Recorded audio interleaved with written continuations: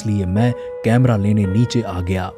Camera उठाकर मैं वापस लिफ्ट से ऊपर वाली मंजिल पर आ ही रहा था कि आधे रास्ते पर ही लिफ्ट हिलने लग गई और फिर एकदम अचानक से बीच में ही रुक गई। मेरे दिल की धड़कन डर के मारे तेज हो गई और तभी एकाएक मैं बेहोश हो गया।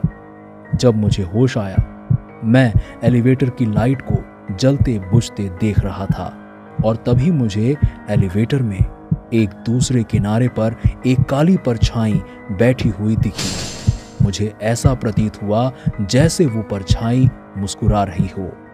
मैं चिल्लाना चाह रहा था पर मेरी आवाज कहीं गायब हो गई थी। जैसे ही मैं हिलने या बोलने की कोशिश करता, वो छाया हंसने लगती और मुझ पर उंगली दिखाने लगती। अभी भी लाइट का जलना बुझना चालू था और तभी ऊपर से लोग नए साल के आगमन में चिल्ला रहे थे 10 और उस काली परछाई ने एक आंख खोली और अपनी 10 उंगलियों को ऊपर कर दिया। 9 उसने दोनों आंखें खोली और अब भी उसने 9 उंगलियां ऊपर रखी। 8 अब भी मुझे देखते हुए उसने 8 उंगलियां हवा में रखी। 7 उंगलियां हवा में। 6 उंगलियां हवा में। 5 उंगलियां हवा में। 4 उसके मुंह से लार निकल रहा था और वो मेरे और भी करीब था। 3 और करीब।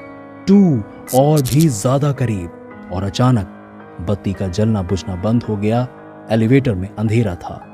बाहर सब कुछ शांत था।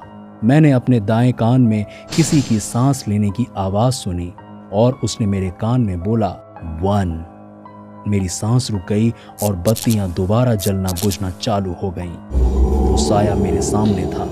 फिर अचानक ही कहीं कोई नहीं था। बत्ती जल रही थी। मैं बोल और हिल सकता था। मैं एलिवेटर से जैसे ही अपने वाले मंजिल पर पहुंचा तो वहां पाया कि पुलिस ने उस जगह को सील कर दिया था। किसी पागल ने नए साल का इंतजार किया और नया साल आते ही 4 लोगों का छुरी से कत्ल कर दिया। उस रात के बाद से फिर कभी मुझे ऐसी बेहोशी नहीं हुई।